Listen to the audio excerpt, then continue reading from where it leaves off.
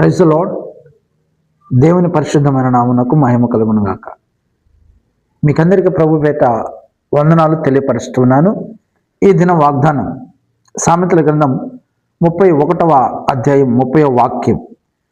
అందము మోసకరం, సౌందర్యము వ్యర్థము. యెహోవా యందు భయభక్తులు కలిగినటువంటి స్త్రీ కొనియాడబడును అని ఈ వాగ్దానంగా ప్రభు మనకు తెలియపరుస్తున్నాడు పరిశుద్ధ గ్రంథము నుండి.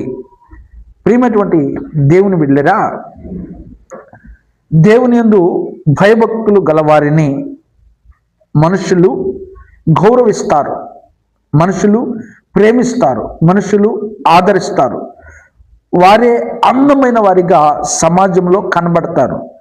భౌతికమైన అందములను పక్కదారులు పట్టించకుండా, చెడు మార్గాలలో పయనించకుండా, జారత్వంలోనికి వెళ్లకుండా అడ్డుకునేది దేవుని యందు భయభక్తులు. ఆ భయము మనల్ని అడ్డగించి కాపాడుతుంది. చాలా మందికి వారి అందమే వారికి శాపంగా మారుతుంది. ఆ శాపంగా మారకుండా ఉండాలంటే దైవ భయం మనలో ఉండాలి.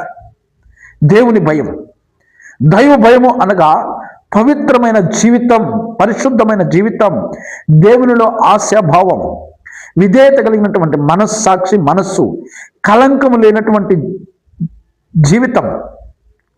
ఇవే విశ్వాసులైన వారిలో దేవుడు చూడగోరే సౌందర్య లక్షణాలు, గుణగణాలు. గనుక బంగారం వల్ల కానీ, బంగారు నగల వల్ల కానీ అది సాధ్యపడదు. కానీ దేవుని పట్ల భయభక్తులు గలవానికి ఉపాయం ఉంది.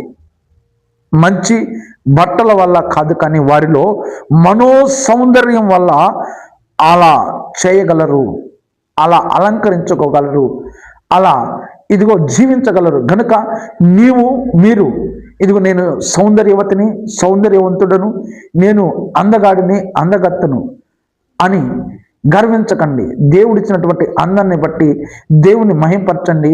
ఇదిగో చెడు మార్గాలకు వెళ్లకుండా మీ ప్రవర్తన జాగ్రత్తగా కాపాడుకున్నట్టుకు దేవుని యందు భయభక్తులు నిలపండి. ఆ రీతిగా దేవుడు మిమ్మల్ని దీవించును గాక. ఆమేన్.